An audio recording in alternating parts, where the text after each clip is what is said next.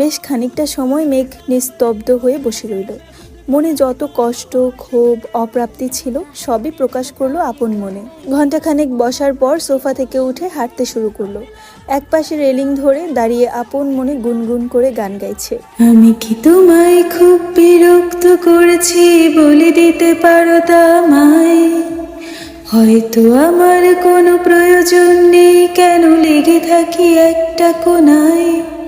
তুমি বলে দিতে পারো তা আমায়? চিঠি লিখবো না এই ঠিকানায়।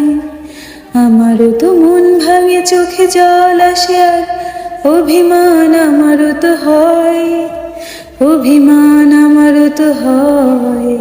অন্যদিকে আবির এখনো চেয়ারে হেলান দিয়ে বসে আছে। 11টার দিকে মালিহা খান কল করলেন। আবির কল রিসিভ করে সালাম দিল। মালিহা খান সালামের উত্তর দিয়ে কিছুটা তপ্ত স্বরে বললেন, তুই কি বাসায় আসবি না? আবির স্বাভাবিক কণ্ঠে বলল, আসবো একটু পর। কেন? রাগান্বিত কণ্ঠে মালিহা খান বলে উঠলেন, তোরা ভাই বোন মিলে কি শুরু করেছিস? তুই বাহিরে বাহিরে থাকিস, তানভীর নির্বাচনের ভেজালে 12টার আগে বাসায় তো ফিরতে পারে না। এদিকে তোর বোনের 1-2 দিন পর পর কি যেন হয়ে যায়, কিচ্ছু খায় না। তোরা যদি রাতে নাই খাবি তাহলে বলে রাখতে পারিস না, আমরাও তোদের জন্য আর খাবার রান্না করব না। আবির হেলান থেকে উঠে মেরুদণ্ড সোজা করে বসলো, নিরেট কণ্ঠে শুধালো, মেঘ খায়নি? মালিহা খান সহসা উত্তর দিলেন, না। আবির গম্ভীর কণ্ঠে বলল, তুমি শুয়ে পড়ো, আমি আসছি। আর কিছু না বলে উঠে পড়লেন। আবিরকে রুম থেকে বের হতে দেখে রাকিব আর রাসেল দুজনেই ছুটে আসে। অন্যান্য দিন কাজ শেষ করে 10টা-10টা 30-এর মধ্যেই চলে যায় সকলে, কিন্তু আজ আবিরের মুড অফ দেখে তারা কাজ শেষ করেও বসে আছে। আবিরকে কিছু বলার সাহসও পাচ্ছিল না। রাকিব স্বাভাবিক কণ্ঠে বলল, চল আমি তোকে দিয়ে আসি। আবির শক্ত কণ্ঠে জবাব দিল, আমি একা যেতে পারবো। রাকিব পুনরায় বলে উঠল, তোর হাতের অবস্থা দেখেছিস তুই? এই অবস্থায় বাইক চালালে তো অ্যাক্সিডেন্ট করবি। তার থেকে আমার কথা মান, আমি দিয়ে আসি তোকে। আবির শক্ত দৃষ্টিতে তাকালো রাকিবের দিকে, দাঁতে দাঁত চেপে ঘোষণা করলো, বললাম তো একা যেতে পারবো। রাসেল ঠান্ডা কণ্ঠে বলল, এত বৃষ্টিতে বাইক নিয়ে যেতে পারবি? আবির আর কিছু বললই না, না বলে বড় বড় পা ফেলে অফিস থেকে বেরিয়ে গেল। টানা 2 ঘন্টার উপরে ভারী বর্ষণ হচ্ছে, যার ফলে ঢাকার রাস্তাঘাটে পানি জমে একাকার অবস্থা। মাথায় হেলমেট পর্যন্ত নেই, চোখ মেলে দেখার অবস্থা নেই, তবুও বাইক থামছে না 1 সেকেন্ডের জন্য। বৃষ্টির পানি এতটাই ঠান্ডা, মনে হচ্ছে ফ্রিজ থেকে বের করে বরফের পানি ঢেলেছে কেউ। আপাদমস্তক ভিজে বাড়িতে ঢুকলো আবির। ড্রয়িং রুমে কেউ নেই। সিঁড়ি দিয়ে উঠে সোজা নিজের রুমের দিকে হাঁটা শুরু করলো। 5 মিনিটে ফ্রেশ হয়ে একটা ধূসর রঙের টি-শার্ট আর ট্রাউজার পরে রুম থেকে বের হয়। সঙ্গে সঙ্গে হাঁটা দেয় মেঘের রুমের দিকে। মেঘের দরজার সামনে এসে বাম হাতের দরজা ধাক্কা দিল। অনবরত ঘুষির কারণে ডান হাতে তেমন শক্তি পাচ্ছে না। তারপর আবার হাতের উপরে জোর দিয়ে বাইক চালিয়ে এসেছে। দরজা খুলতেই চোখ পড়ে ফাঁকা বিছানায়। কেন জানি বুকটা ছ্যাদ করে উঠল।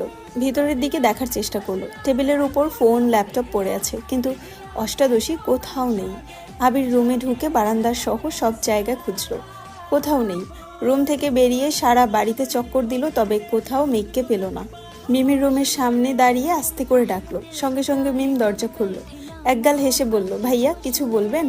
আবির উদ্বিগ্ন কণ্ঠে শুধালো, মেঘ কোথায়? মিম স্বাভাবিকভাবেই উত্তর দিল, আপু তো রুমেই, সেই যে খাবে না বলে রুমে গেল, আর তো বের হতেই দেখিনি। আবিরের চোখে মুখে চিন্তার ছাপ পড়ল। গম্ভীর কণ্ঠে শুধু বলল, ঠিক আছে। আবির আবারও মেঘের রুমে গেল। সব জায়গায় পুনরায় দেখলো, কোথাও নেই।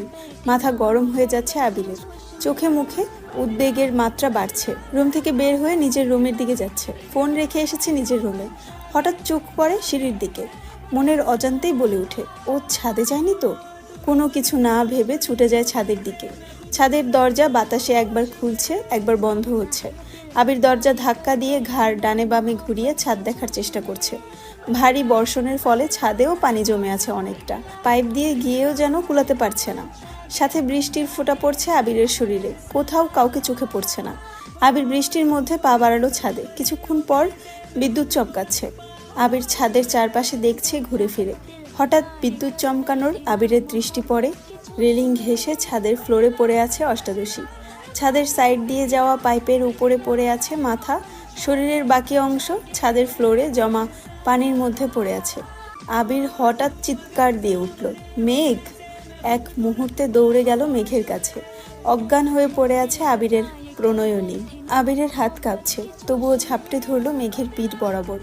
সহসা অষ্টাদশীর ঘাড় থেকে মাথা পর্যন্ত আঁকড়ে ধরল নিজের প্রশস্ত বুকে। মেঘের শরীর বরফের ন্যায় শীতল হয়ে আছে, শুধু মাথাটা একটু একটু গরম। আবির কয়েকবার আকুল স্বরে ডাকলো মেঘকে, কিন্তু মেঘ নিস্তেজ হয়ে পড়ে আছে। মেঘের এই অবস্থা দেখে আবিরের সমগ্র পৃথিবী ঘুরছে। বৃষ্টির পানি বরাবরই মানুষের উপকারে আসে। সাধারণত বৃষ্টিতে ভিজলে কেউ বেহুশ হয় না, তবে যদি সেই মানুষটা অতিরিক্ত চিন্তা বা মানসিক চাপে থাকে তবে শরীরের তাপমাত্রা কমে একটা সময় অজ্ঞান হয়ে যেতে পারে। মেঘের ক্ষেত্রে ঠিক এই ঘটনাটাই ঘটেছে। এক আকাশ অভিমান জমেছিল মনে, তার প্রতিফলন ঘটল এইভাবে। আবির সহসা দু হাতে কোলে করে নিয়ে নিল মেঘকে। সিঁড়ি দিয়ে হাঁটছে ঠিকই, কিন্তু দৃষ্টি তার অষ্টাদশীর মলিন মুখপানে। আবিরের চোখ বেয়ে দুফোঁটা অশ্রু গড়িয়ে পড়ল অষ্টাদশীর গালে। দুজনের শরীর বেয়ে অঝরে পানি পড়ছে। দীর্ঘ পা ফেলে করিডোর দিয়ে হেঁটে মেঘের রুমে ঢুকলো। ফ্লোরে বিছানার সাথে হেলান দিয়ে মেঘকে বসিয়ে দিল। টাওয়েল এনে হাত, মুখ আর মাথাটা কিছুটা মুছে দিল। সঙ্গে সঙ্গে রুম থেকে বের হয়ে নিজের রুমে গিয়ে বাইকের চাবি আর হেলমেট নিয়ে ছুটে গেল নিচে। হালিমা খানের দরজার সামনে ভেজা শরীর নিয়ে।